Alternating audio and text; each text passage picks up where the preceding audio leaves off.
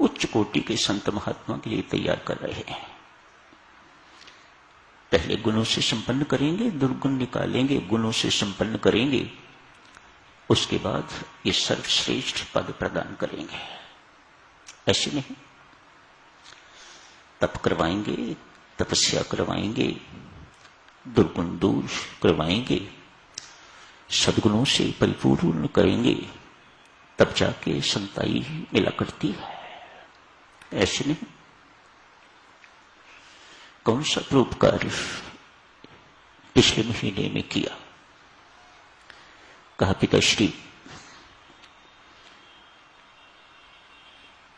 घूमने के लिए निकला हुआ था, अपने ही नगर में, अपने ही राज्य में। एक सेठ मिला, उसके हाथ में एक थैली थी।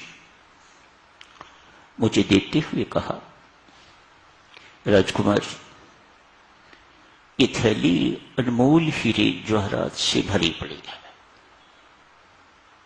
ये तेरे भेंट। तो इसे अपने सबसे छोटे भाई को दे देना। पिताश्री, मैंने उसकी बात पर जो उसने कहा विश्वास कर लिया। मुझे लगा इसमें अनमोल हीरे मोती जवाहरात इत्यादि हैं। मेरे मन में लोभ नहीं आया, लालसा नहीं जगी,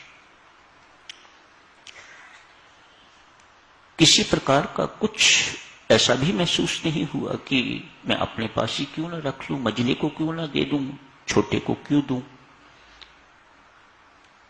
कोई बात इस प्रकार की मेरे मन में नहीं आई। मैंने उसको, छोटे को जाकर उस थैली को दे दिया। ये छोटू, ये अमुक सेठ ने तेरे लिए दी है, शाबाश बेटा। राजा इब्राहिम ने अपने पुत्र को शाबाश दी। मंझले को बुलाया, कहा, वत्स, पिछले 1 महीने में तूने कौन सा परोपकार का कार्य किया? कहा, पिताश्री, नदी के किनारे चल रहा था, सैर कर रहा था। नदी के प्रवाह के साथ साथ ही एक महिला रोती हुई दौड़ती जा रही थी। पूछा, देवी क्या बात है, क्यों बेचैन हो? वो सामने देखो, मेरा पुत्र डूबता जा रहा है, कभी ऊपर होता है, कभी नीचे होता है, मैं कुछ कर नहीं सकती। पिताश्री, उसी वक्त कपड़ों समेत मैंने छलांग लगाई, उस माता के पुत्र को बचा के बाहर निकल के तो उसे सौंप दिया। माता ने मुझे असंख्य आशीष दिए। कहा, पुत्र, तूने मेरे पुत्र को ही जीवन दान नहीं दिया, मुझे भी जीवन दान दिया है। ये मर गया होता तो मैं भी मर गई होती, मेरा इकलौता पुत्र। शाबाश बेटा, बहुत सुंदर। सबसे छोटे को बुलाया, कहा, वत्स, पिछले 1 महीने में तूने कौन सा परोपकार का काम किया है?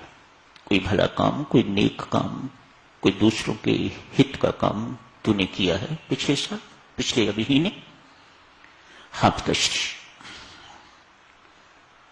मैं कुछ ही दिन पहले की बात है, यह पास जो पहाड़ी है, टहलते टहलते पहाड़ी पर चढ़ गया। क्या देखता हूं, शिखर पर एक व्यक्ति, टॉप पर एक व्यक्ति लेटा हुआ है। शिखर पिताश्री इस प्रकार का है, यदि वह व्यक्ति किसी और भी करवट बदलता है तो खाई में गिरेगा और उसका मरना निश्चित। मन ही मन सोचा, भूल से सोया हुआ है, इसे इस वक्त कुछ पता नहीं, किसी और भी इसने करवट ली, ये खाई में जाके गिर जाएगा और मर जाएगा। सोचा, इसे ठीक ढंग से, सावधानी से इसे जगाना चाहिए। कहीं गलत ढंग से जगाया गया और ये हिल गया तो मैं इसे संभाल नहीं सकूंगा, ये फोर्सफुली खाई में जाके गिर जाएगा और मृत्यु को प्राप्त हो जाएगा। पास गया, जाके देखा पिताश्री तो अपना कट्टर शत्रु, जानी दुश्मन अक्रम। एक दफा तो मन में आया मरने दो, सोचा नहीं, ये मानवता नहीं है, ये मुझे शोभा नहीं देता।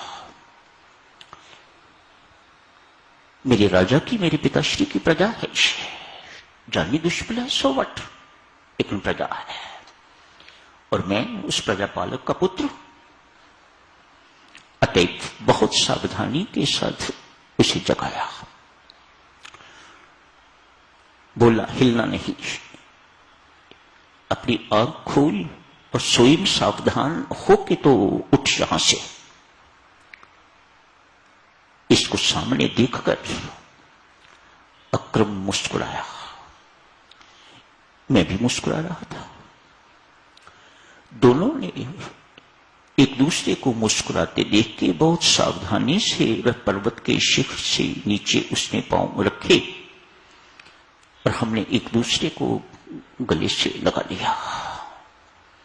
हंसी खत्म हो गई, आंखों से आंसू बहने शुरू हो गए, प्रेम अश्रु। दोनों एक दूसरे का हाथ पकड़ के तो हम पहाड़ी से नीचे उतरे। पिताश्री ने कहा, शाबाश बेटा, ये अनमोल मोती ले लो।